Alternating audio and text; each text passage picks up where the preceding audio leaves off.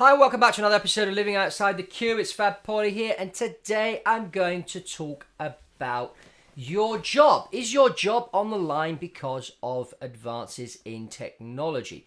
Now, a very interesting book I've just recently read called The Rise of the Robots. This is very, very interesting, and the author Martin Ford talks about how robots are starting to come into everyday life and how this is going to change the workforce. So, the question you need to ask yourself is, can my job be substituted by a robot or a form of artificial intelligence? This is something that you need to ask yourself, because there's a lot of people pushing against this technology because they're saying it's going to put a lot of people out of work. Now, we are seeing right now in America where taxation has come down from 35% to 21%.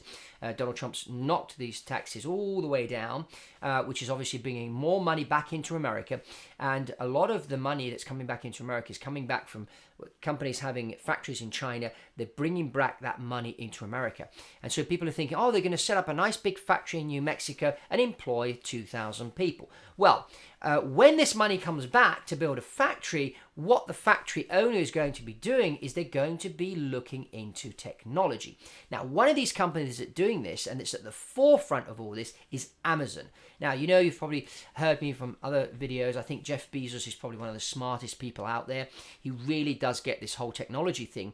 And if you look at the way Amazon is working and what they're working towards, they're going to be running their warehouses with robots.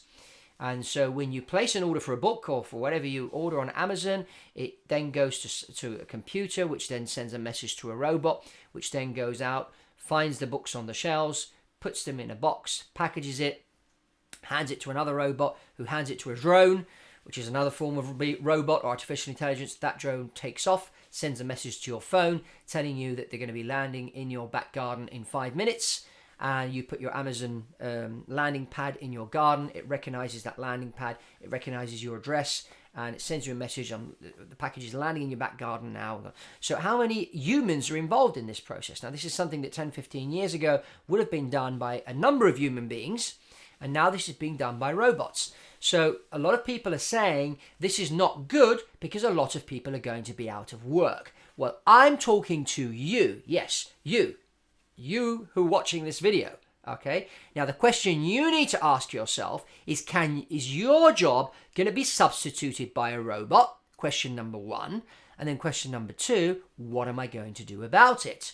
Now, it's pointless going out into the centre of London with a load of signs and a few thousand people, or New York or wherever you live, and complaining about the rise of the robots. They're going to get me out of a job. No, you need to be asking yourself, okay, well, obviously, I've been working in a factory for the last 15 years. My boss is firing me, and I'm being replaced by a robot. So you shouldn't sit there and play the victim. You should play the winner. And how to play a winning game is to say to yourself, okay, well, obviously, this job I've been doing for the last 15 years is no longer here because a robot's going to be doing it soon. So I need to retrain. So the question is, what am I good at? What do I like? But be careful. Don't go out there and train to do something that in 3 or 4 years' time is going to be substituted by another robot. So try and think of something that you're good at.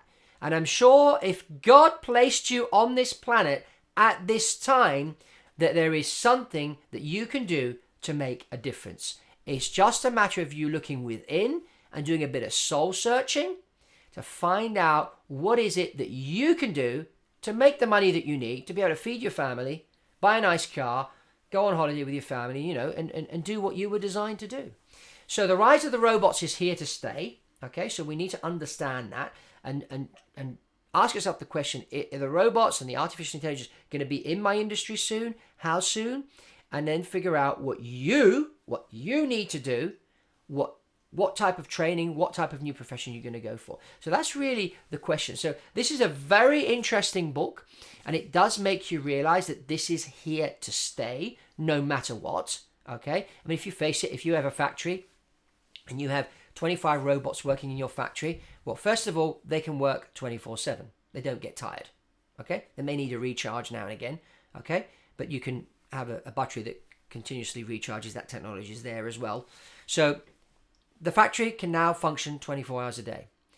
Number 2, robots don't complain, they just work. Okay? Robots don't need holidays. Robots don't get sick. Okay, they may break down from time to time. They can be repaired. Okay?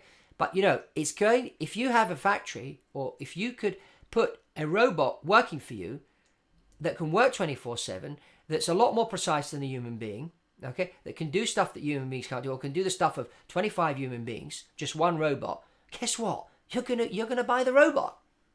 It's inevitable. It's just normal. That's the thought process these entrepreneurs go through before they decide to substitute their 1,000 workers in their factories with 25 robots.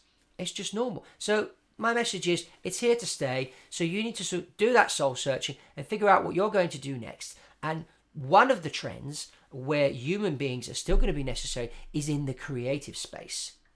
Because a robot has difficulty being creative. We can come up with ideas.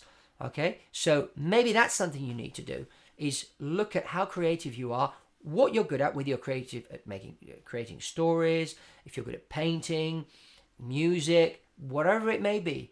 That may be one way for you to create that new profession. And that's all from Fab Poli at Living Outside the Cube. Remember to subscribe to this channel, share this video, and I'll see you on the next one.